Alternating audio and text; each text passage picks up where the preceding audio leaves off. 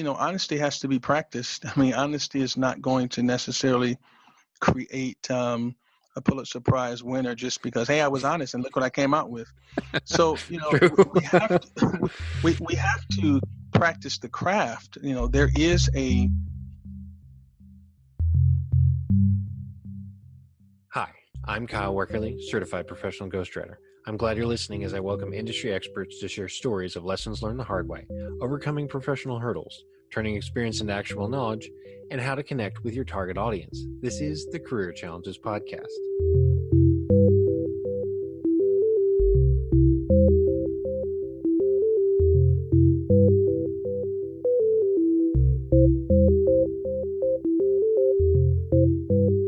Welcome to this episode of the Career Challenges Podcast, and my guest is Dennis Ross, founder and chief story engineer at bookAmbition.com. So Dennis, welcome to the show. So much, Kyle. This is a pleasure to be with you. Awesome. And so you're also a ghostwriter, correct? This is correct, yes. Yeah. So all the ghostwriters I've spoken with, it's kind of a running theme that every ghostwriter kind of stumbles into this field. Nobody really, wakes up when they're 7 years old and decides I want to be a ghostwriter. It's always they were doing something else and then they just kind of came upon this. Is that true for you?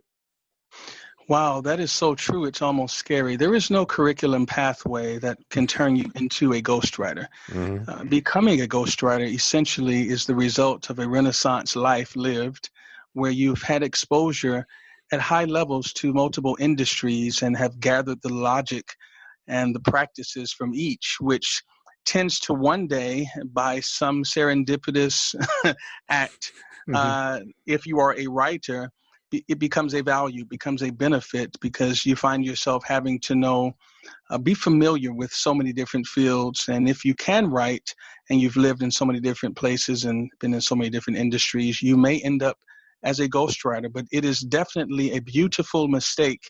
Anyone who became a ghostwriter on purpose is telling you a ghostwriting lie. Mm-hmm.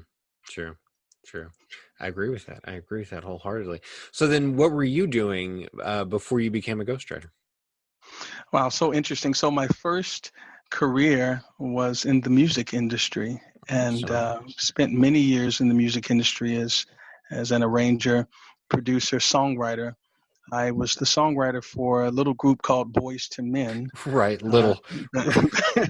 Obviously, I'm being facetious.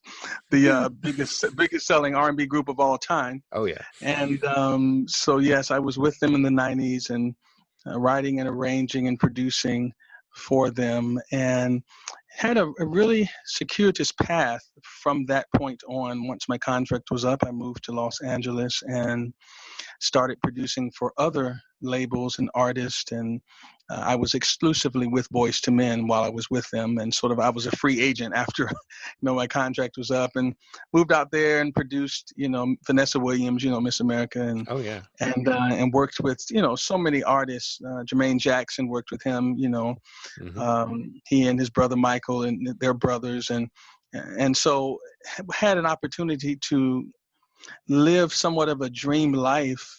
And much of it happened randomly. It's really an interesting story. I want to just say, prior to that, my background is that of ministry. I came up in a ministerial family, and my father just retired after 50 years of ministry. And my mother, who was an English teacher, and both of them are educators, and so all of us, myself and my three siblings, came up in a very conservative and somewhat restrictive background. We didn't know it was restrictive because, when you're being restricted, you don't know if there's anything else in the world but restriction. So we came up in that, but music was a big deal. Communication was everything. And so as a child, I had a chance to study, the greats, whether it be Hemingway to the Apostle Paul, whether it be Eric Hoffer to Melville and Salinger.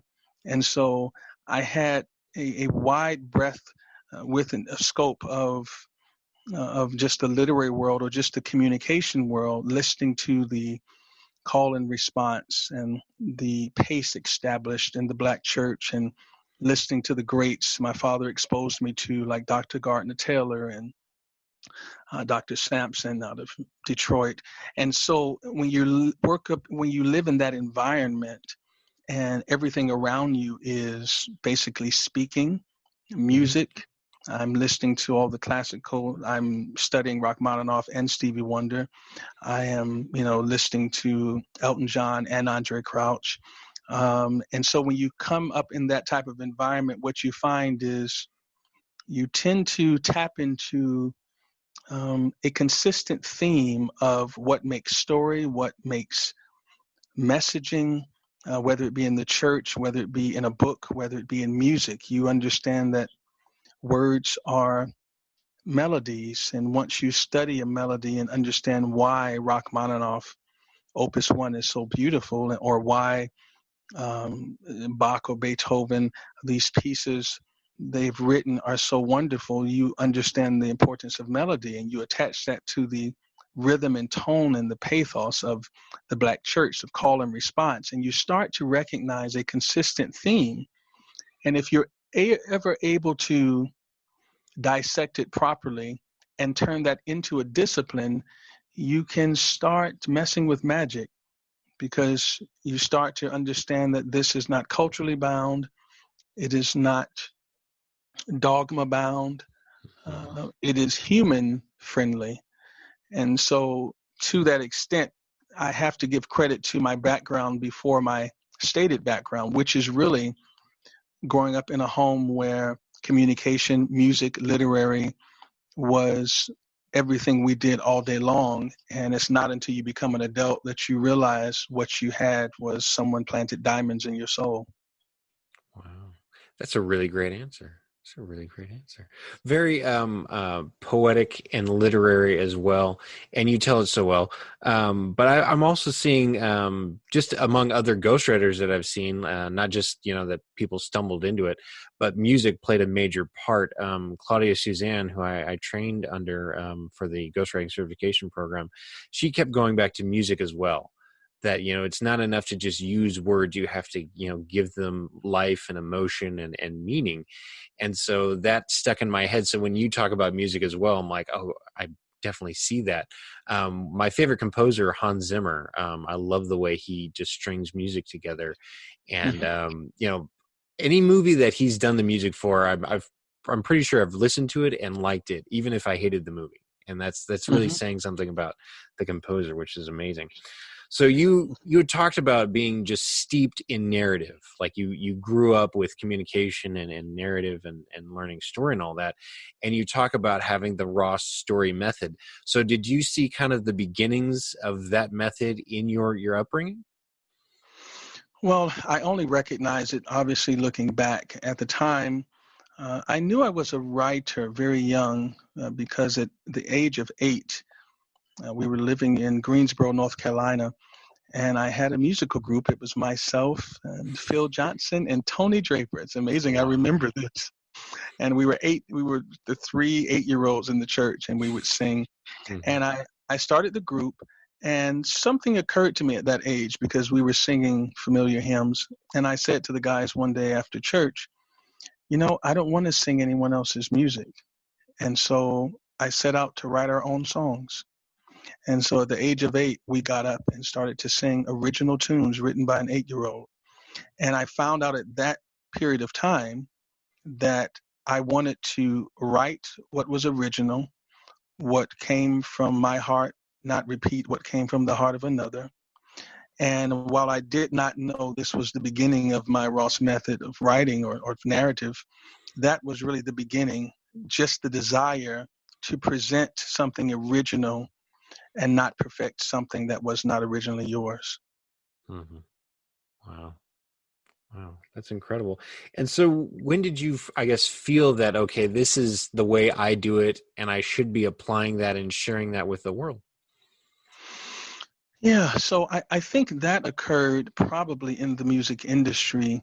I had, I was, throughout my teenage years, teenagers, you're always trying to find your way. It's Oh yeah. kind of, even if you have gifts and talents, you don't know direction and you don't know where to apply them. So, but I noticed very young that I had a sensibility toward melody, and I found out at some point in time while in the music industry that if you can take the discipline learned in one particular field and apply that to another field that is not used to that perspective, that you may have an opportunity to do something no one has ever done. For example, while I was learning the art of composition, you learn when you're writing a 3-minute song about a 20-year relationship that you have to eliminate most details. Oh yeah. You learn that you have to immediately identify what should be said, and that now,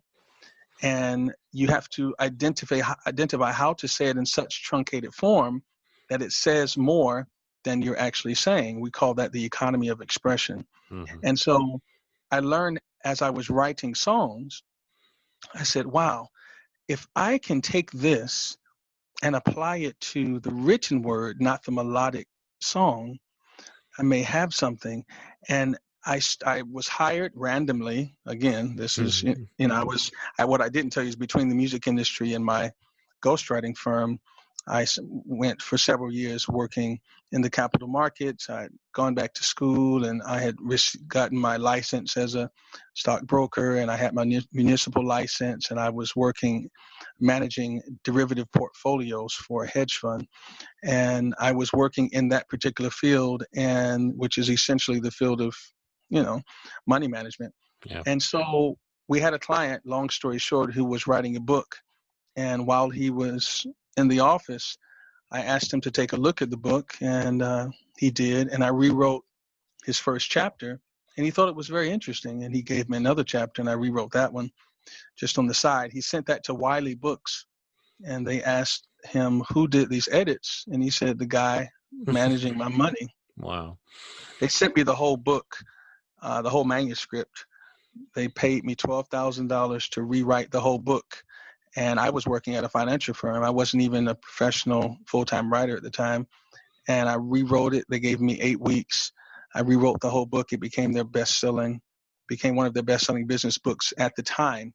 And so I left and of course launched my own firm, and I've been there ever since.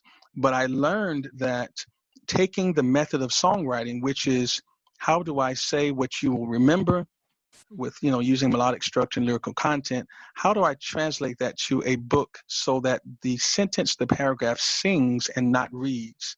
Mm-hmm. How do I write words the reader can feel, not intellectually process?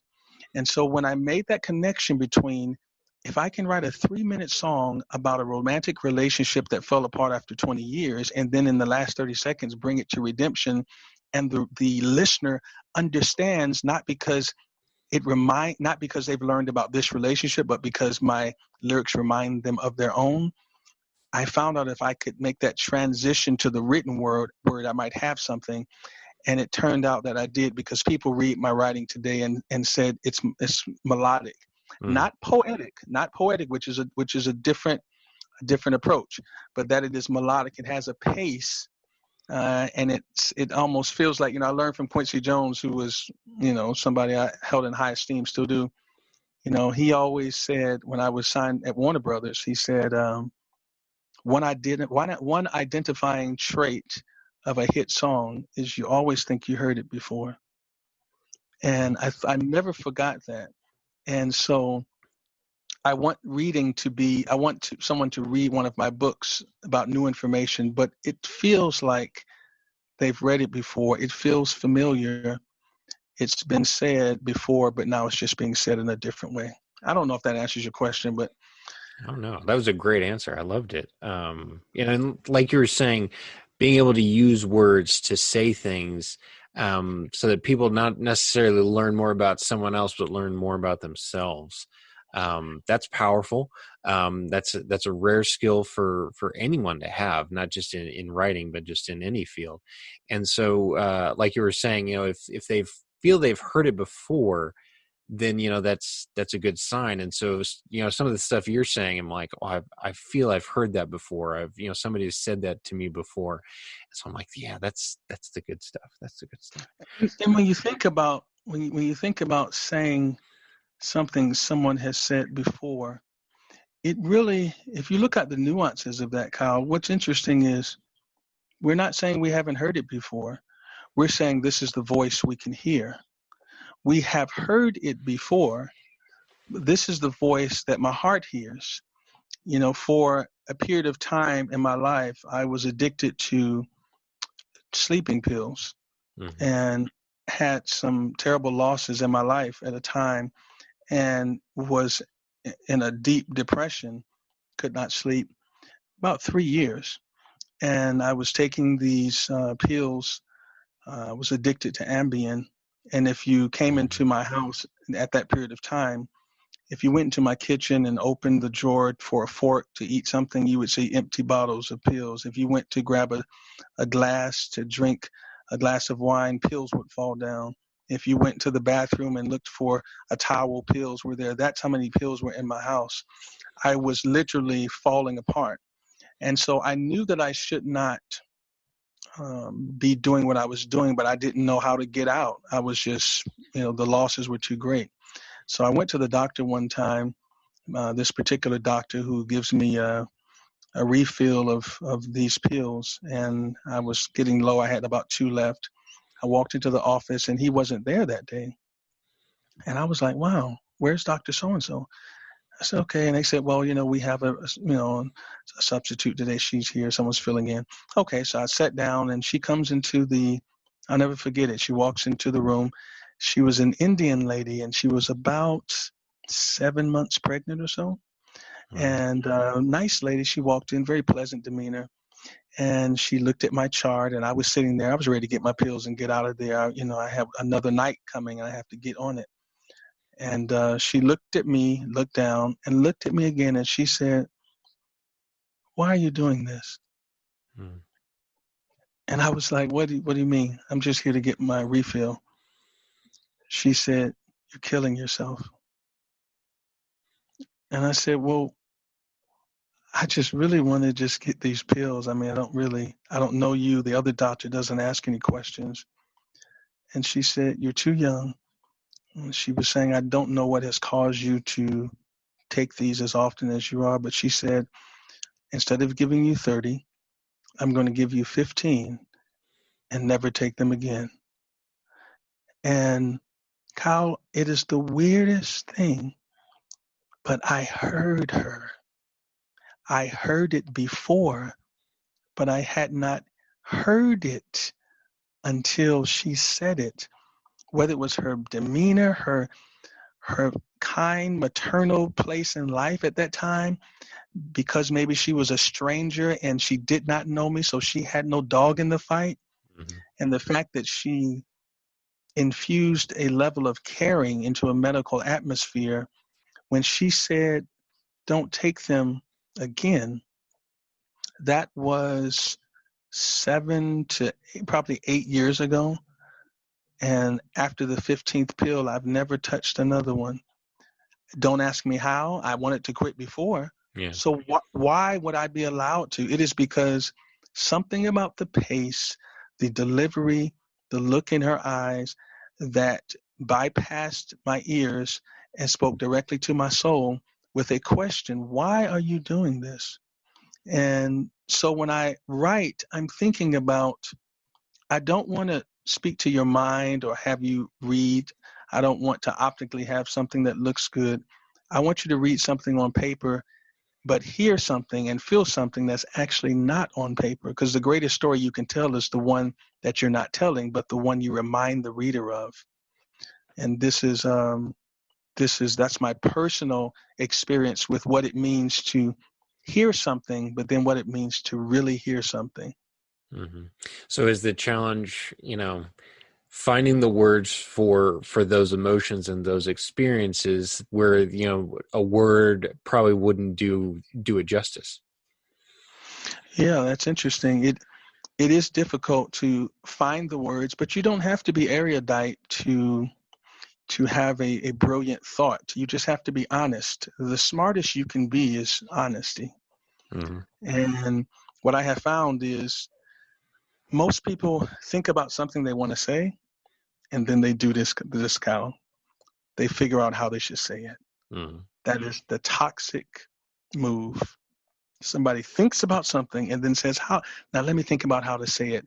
That destroys more books and more gems of inspiration than I can count. When you learn to say what you're thinking, what you find is, even though you think it's raw and I don't want to shock people and whatnot, it actually doesn't do that. It removes the reader from thinking about you and becomes reflective, because honesty is what creates the greatest emotion we have, which is not laughter, tears, anger, or even love. The greatest emotion we have is the sixth emotion they didn't teach us about in school. It is understanding. Mm-hmm. And honesty is the premise to understanding.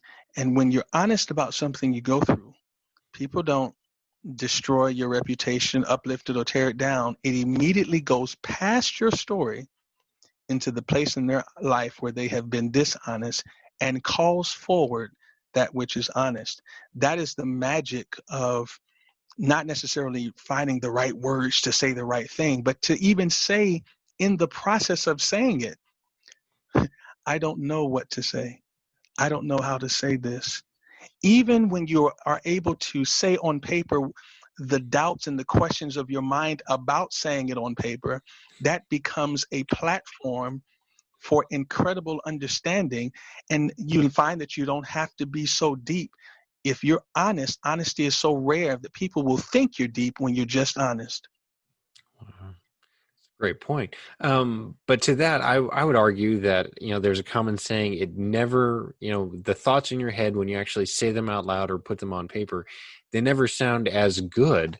So then how do you, I guess, work around that? Because sometimes when I'm thinking out loud or just speaking things, it honestly doesn't make sense. Like in my head, it will make sense, but out loud, it doesn't make sense.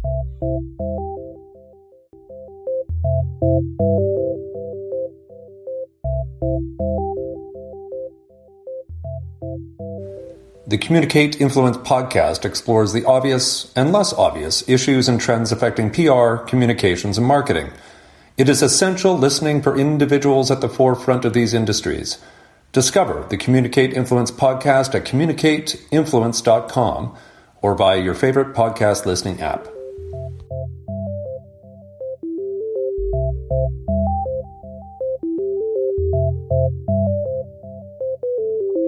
Would you like to be a guest on the Career Challenges podcast? Go to careerchallengespodcast.com to find out how.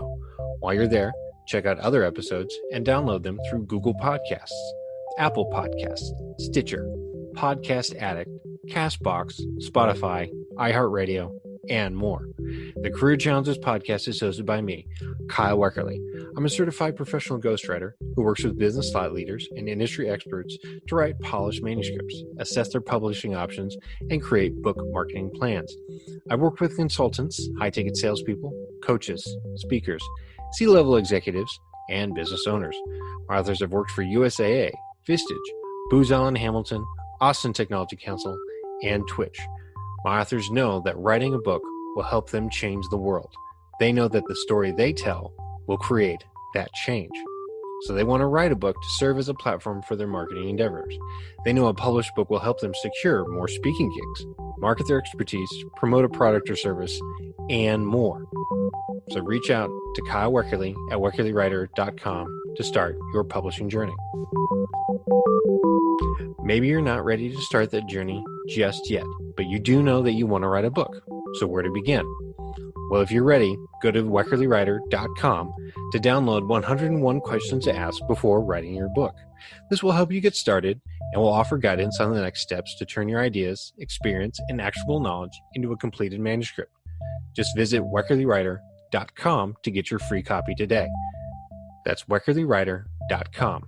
weckerlywriter.com. And now, back to the Career Challenges podcast. Hmm.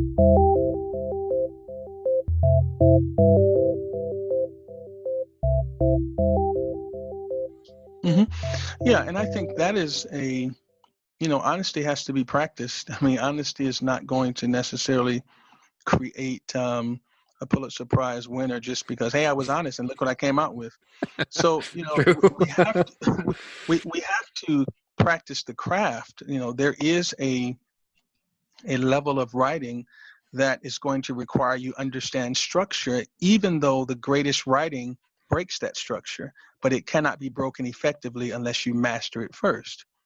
And so understanding, when I'm taking my authors and clients through the story path and I'm establishing the pathway for their narrative, I must teach them all the 6, 7 steps before I can then rearrange them for them to be effective. Because if they just simply randomly lined up the information of this story, either chronological sequencing or the more effective emotional sequencing, what you find is it becomes a stream of consciousness that doesn't have a lucid message.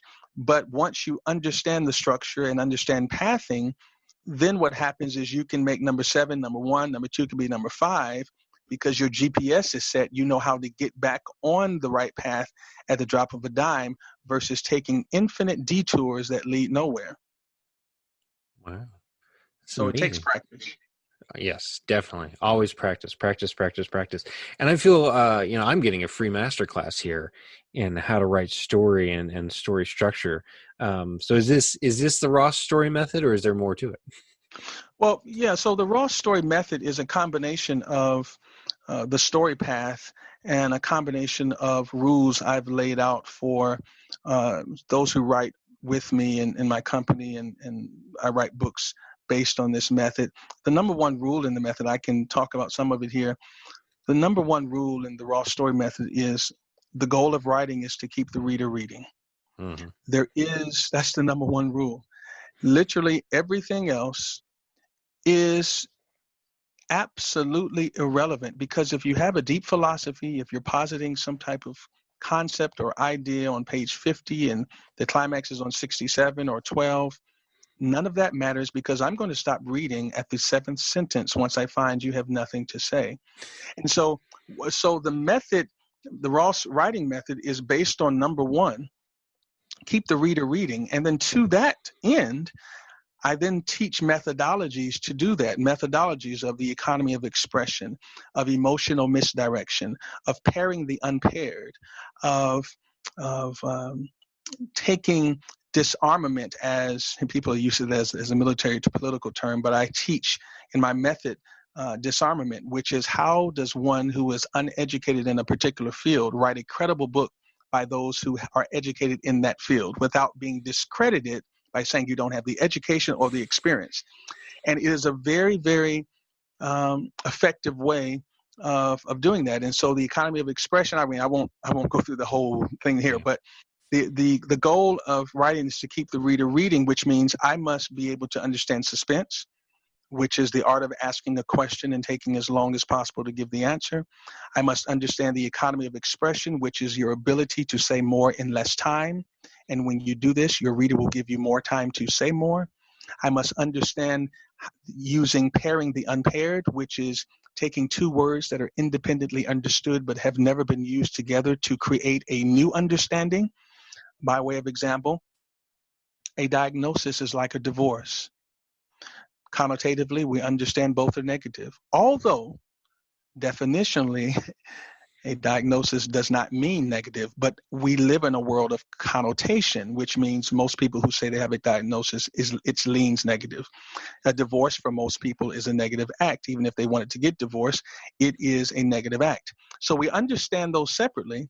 The question is, what do they have that are alike? A diagnosis is like a divorce because parents are married to the idea of having a healthy child. So what happens is when you use 2 words that have never been used together to create a bigger point, and then on the second half, you use what is familiar, pairing the unpaired, because we often in corporate America or just in professional work ask someone, are they married to an idea? We get that. 2 things that are not together but understand each other.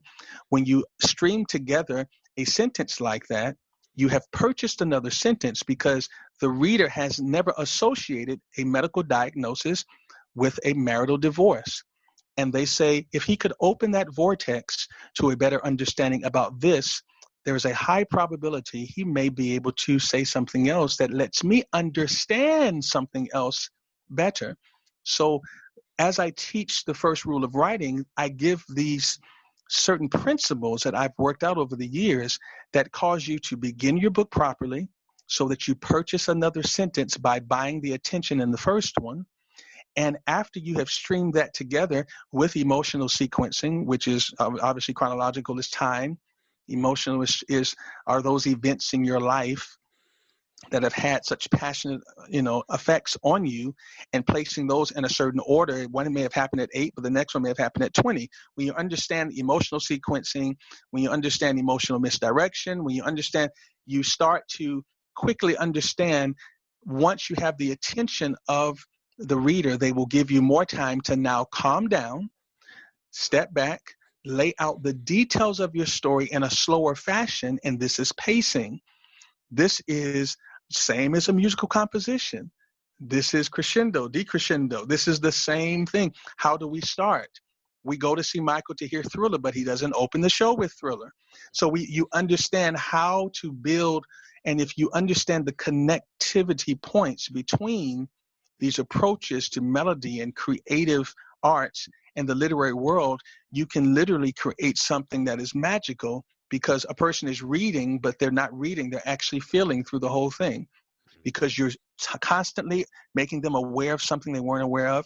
You're saying something in succinct fashion. You're not wasting their time. They get it.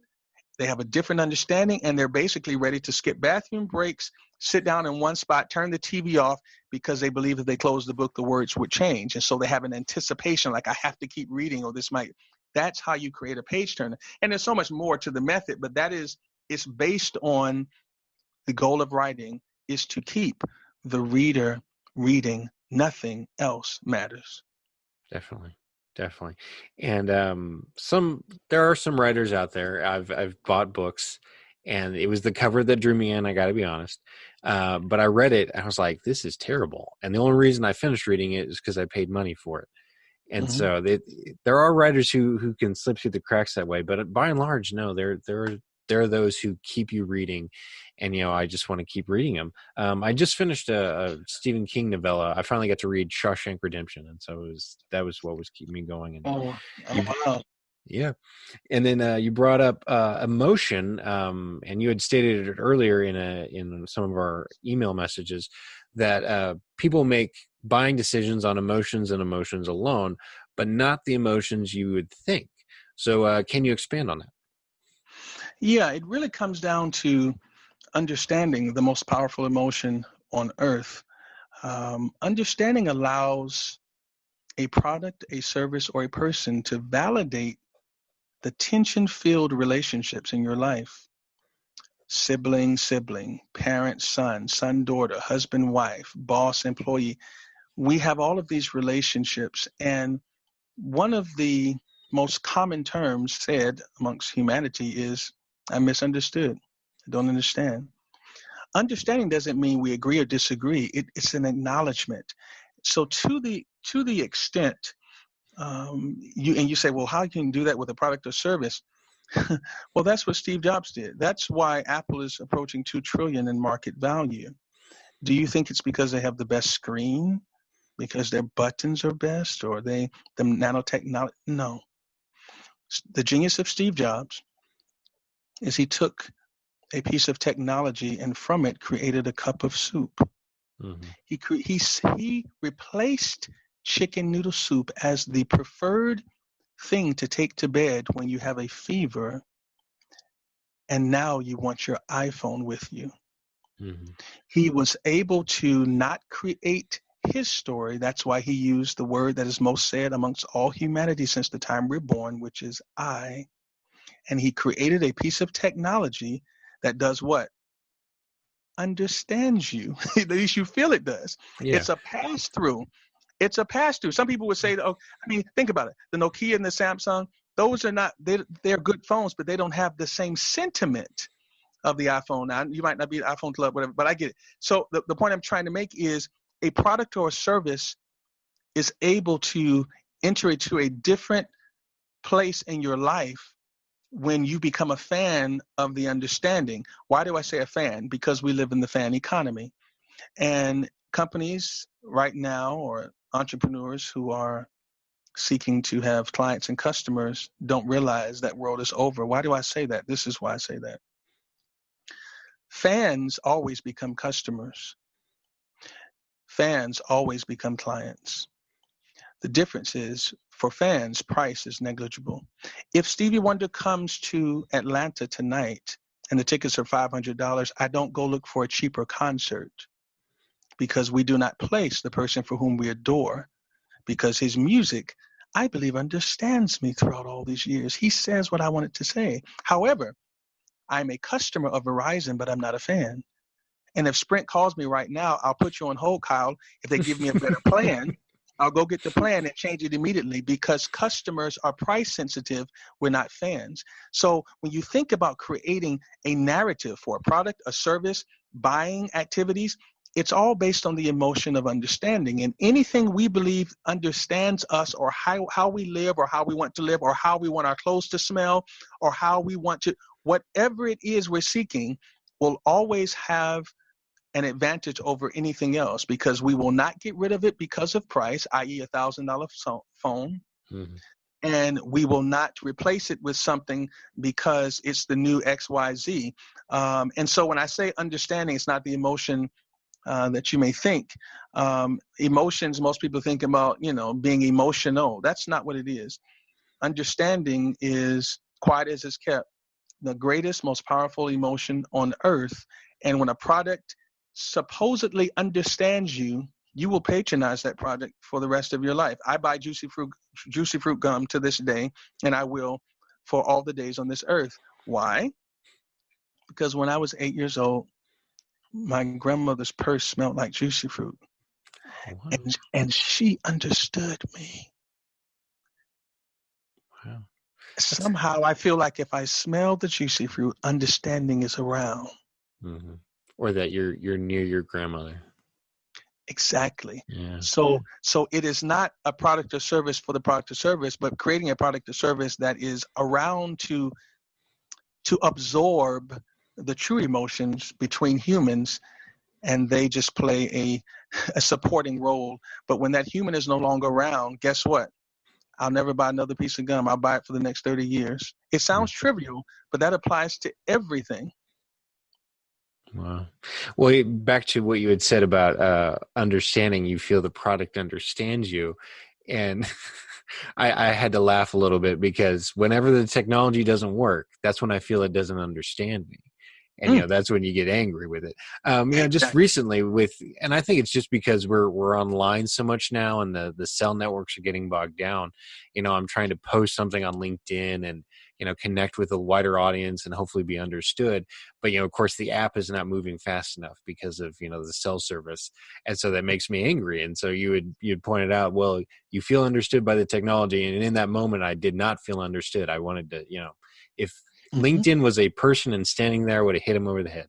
Right. Yeah. Right. It's so yeah, but you brought up a really great point, is that, when we feel understood by those things, the product and the service as well, especially, we're committed to them.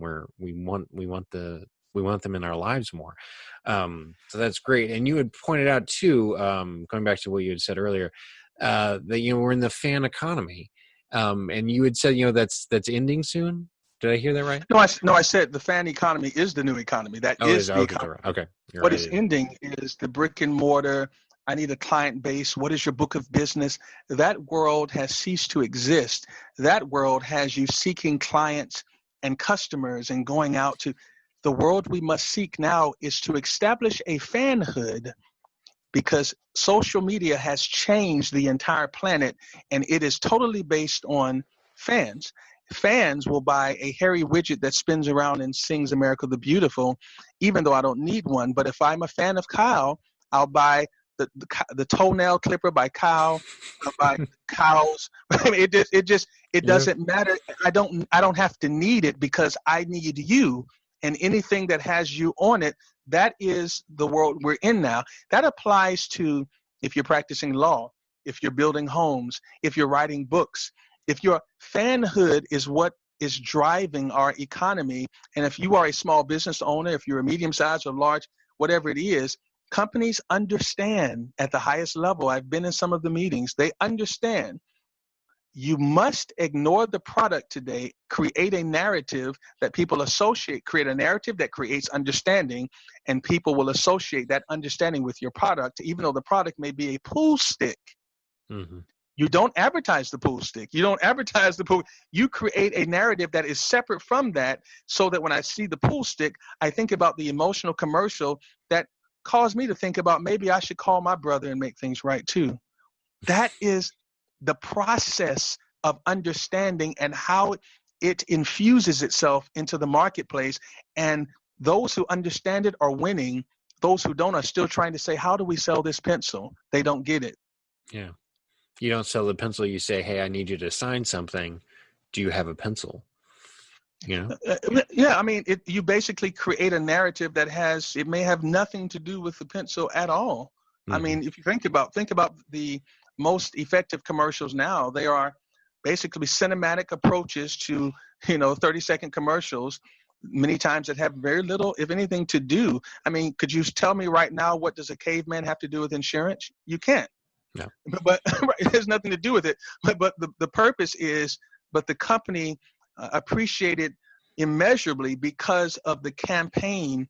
It was funny. It caused me, I wanted to watch the new installment, but it had nothing to do with insurance. What insurance did was jump on the back of the narrative and ride the narrative into the sunset.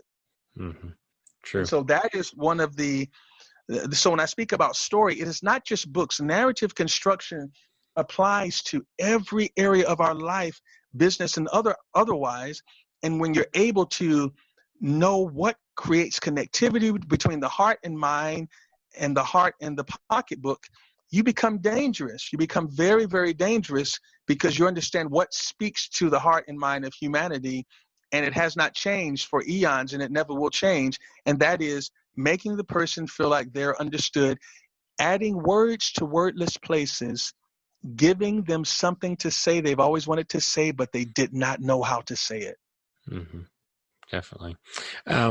To that point, though, I would argue the last Super Bowl, they had that Doritos commercial with Sam Elliott and what's his name? I'm not up on my newest rock stars or R&B stars right now, but they had that dance off. And I think was it the kid? No, that was it was Old Town Road, the guy who does Old Town Road. Yeah. And they set it up like a shootout at high noon, but it was a dance off. Yeah. And the narrative to that was hilarious. I love that commercial. I thought they did a great job with it, and I love Sam Elliott. I mean, if I could grow a mustache like that, I would have a mustache like that for the rest of my life. But I will argue that despite having a great narrative and a very memorable commercial, I don't go out and buy Doritos. I'm really more of a corn chip and salsa kind of guy. So, even though it did have a great narrative, the product, I'm not going to go buy that. So is it possible to still have a great narrative, but really not have it connect or sell what you want it to sell? Oh, indeed. Definitely. So there is no product or service that has a 100% adaptation of the whole planet. I mean, some people hate iPhone, no matter how great they are. They hate iPhones. So it's not about that as much as it is, because business is about probability. And so, to the extent you can raise the probability that a section of society is going to say things your way. I mean, look, you get 51% of the nation and you can become the president. So you can fail 49% of, and still, which is, so I guess what I'm saying is there's really nothing that is powerful and that is of, great influence that really ever has total adaptation by all. It is just, it's sort of like football. It's a game of inches. And, the story that the best narrative usually wins. It doesn't always win, but it usually wins. And it may be to the place where you're a corn chip guy, but think about the gradation of your preferences. You may go into a store one day and, on a road traveling to Florida 75 South at a bus stop, and there's very little there. And there is no corn chips, but there are a couple of brands that are off brands you've never heard of, and there's a Doritos. In that case, Doritos wins simply because familiarity? Because what? So even they're not playing to get first. Sometimes they're also playing to get second and third. Oh, good point. I never thought of that. So yeah, with the narrative, then they can position themselves that way for the long haul. Yeah, I mean, second place is a very successful place to be in business. Mm-hmm. Yeah. I mean, ask Burger King. Yeah, it works out. And then, there's always in basketball, there's always the trifecta. Anytime you have a dynasty or a team that wins consecutively, there's at least three players. With the Chicago Bulls, it was Jordan, Pippen, and Rodman. With the San Antonio Spurs, it was Duncan, Parker, and Ginobili. So, there's always Ginobili, Manu, yeah. And they were great, and it's terrible what's happening now is that even though we're doing well, we're not back to where we were. And even when we were great, even when we were, a dynasty and racking up the championships, we were not getting the respect from the media. But that's something else entirely. I won't get into that here.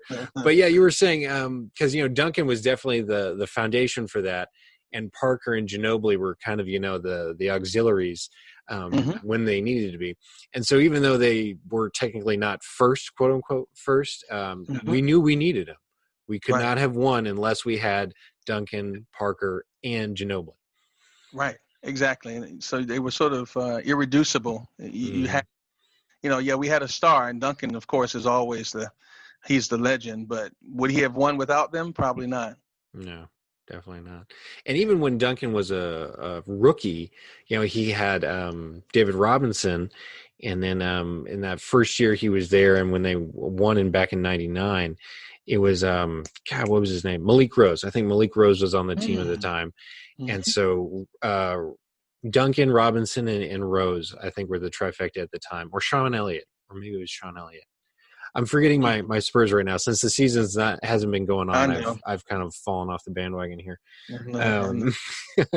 Not that I follow sports religiously anyway, but still. Right. But yeah, there's always that. You can see that structure there. And once those three kind of connect and they're working together, then you really see some magic happen. And so even if a product or service lands as the second, third, or even fourth choice, that's still a good place to be, right? It's a wonderful place to be. I mean, some would argue second place in many businesses is actually better than first. I mean, from the standpoint of being able to, sort of, it's like NASCAR. What do you call it when you drive off the wind of the first car? I think, what's the term? Drafting. Yeah, drafting. Drafting. When you're able to draft off the front, it's like, ooh, did you see what McDonald's did? Ooh, okay, scratches. Yeah, don't do that. I'm glad we're second because we're still. So, I'm somewhat being tongue in cheek, but I do believe that narratives position you, maybe not for now, but for later. And, I've gone into stores many times, in small towns and couldn't recognize anything on the shelf. It's like, what is Jolie's potato chips? Like, who is that? And, I always would default to what's familiar. Oh, okay, they're the Cheetos. All right. I don't even like Cheetos, but I would rather take that than Jolie's because I just don't know Jolie. I understand. It's kind of interesting. Yeah. So getting hopefully back on track here, we diverted into sports. I apologize. But you were saying how we've got the new economy. Of course, coronavirus has really shaken things up. We're in an election year. That always makes things tense. And with George Floyd and all the civil protests we've been having, I do feel there's a lot of change happening, and things could be significantly different in the coming years. So I want to ask you, Dennis, where do you see us going economy wise? Let's kind of limit it here because we could really talk for hours on that. But just in the new economy, where do you see us going? I think the new economy is going to be more inclusive. And I don't use that as, you know, the sort of diversity inclusive standards that are used today. Like, you know, we have 3 Asians, 2 blacks, and 3 white guys. That's Yeah, not like they're checking boxes. Yeah. it's not like that at all. But I think, you know, what is really being established, and it's going to be interesting, but Kyle, I think we are taking a look again at what is value. What truly is value? Who do we value? Think about it. Value is somewhat of a subjective and objective metric for what we're going to protect, what we're going to provide for, what we're going to make allowances for. It's all based in value. And so I believe the economy is going to see changes in the Fortune 500 companies because they're going to, by force or by choice or by, you know, a newfound morality, whatever the cause, they're going to realize that if you do anything in advertising that minimizes the value of a particular group, you create an atmosphere you do not want. And I think the biggest thing in the economy that's going to change is companies are going to change their entire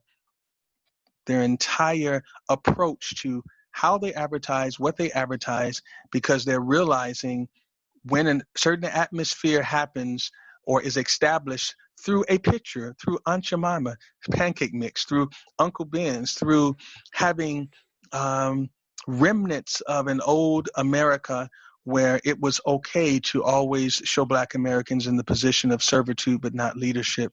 When I was listening to Gene Roddenberry, an interview where he was dealing with how maverick it was to bring on a Black cast member, Michelle Nichols, yeah, as not only just a cast member but a leader. I think third in charge, if I remember, and how difficult it was to get the network to look at that. And how he was, and then she talked about, I heard an interview, she talked about leaving the show, and Dr. King saw her at an NAA. Yeah. And I think that the economy will come back, and it will come back greater than ever before, but it will not be slightly different. It will be absolutely qualitatively different, more different than it's ever been in the past, because sensitivities can be good and bad, but they're never bad when it causes you to value someone. Because when you don't have value, everything you touch loses value. And so when a person or a company positions a particular group as without having value, then they keep them from touching anything that have to do with their business, their advertising, their leadership, their boardroom, and that creates a cascade of terrible connected events. And so value is the word of the future, that we value you, no matter who you are, that we value you, and we will not present you in a light or say anything about you that will cause others to have a platform for them to advertise their valueless position for who you are. They can do that in their home, but they will not do that with our baseball jersey on the field, or they will not do that wearing the Walmart jersey, or they will not do that with our stamp. And so that's what I think about the economy. Everything that's going on socially is creating a reset, a recalibration of what truly is value. Who do we value them? Who do we value the most? And if we have not valued everyone, there will be a move towards that type of equality, which is, I think, creates a lot of solutions for everything else afterwards. If I value others, just things I'm not going to do. I don't have to talk about the consequences. If I value Kyle, there's certain things I'm not going to say to you. So you don't have to make it against the law for me to say certain things. Just if I value you, I will never say it. True. So we're just about out of time here, but I do want to give you an opportunity, Dennis. What's new for you? What are you looking forward to? What's on the horizon for you?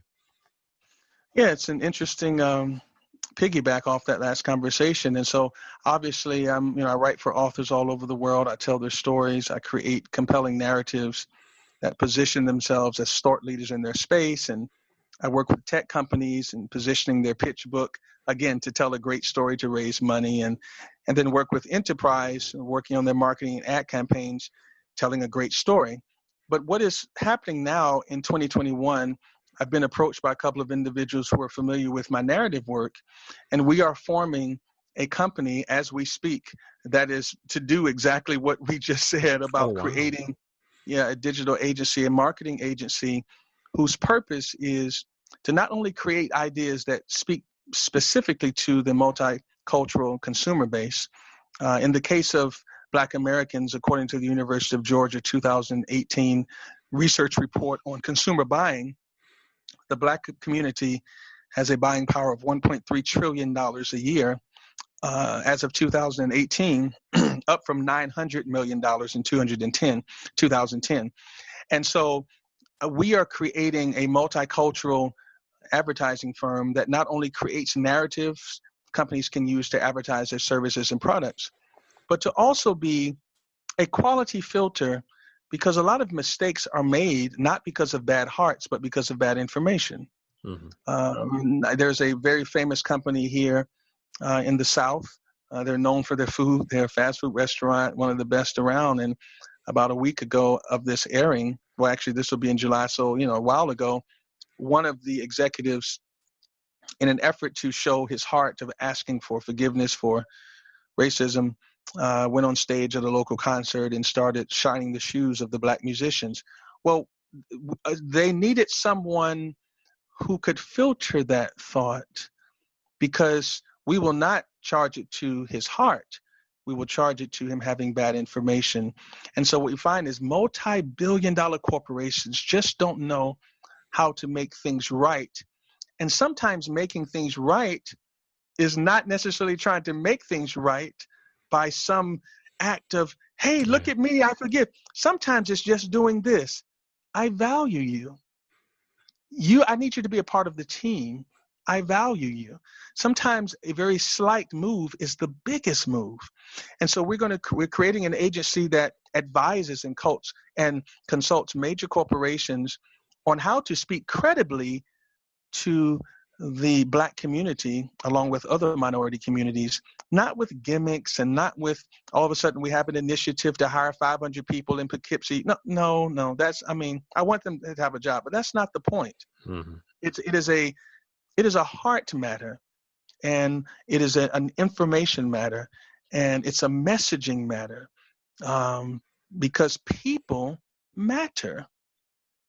And so that's where we're moving right now. I will continue to write books, but I'm going to be advising companies to say the right message at the right time to the right groups of people, so that we can, become a more perfect union.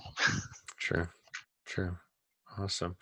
Well, that's a great note to end there. So I just want to say, Dennis Ross, this has been an amazing opportunity. I've learned a lot in this last hour, and I hope listeners are learning a lot as well.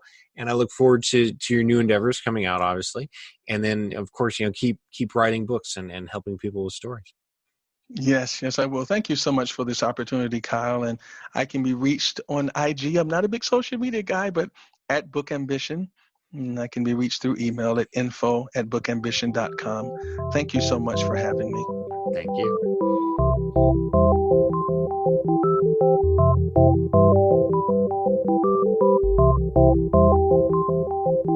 Thank you for listening to the Career Challenges Podcast. Don't forget to subscribe and like the Career Challenges Podcast on your favorite podcasting app. Visit careerchallengespodcast.com for more information. And if you really like me, then you'll write a review.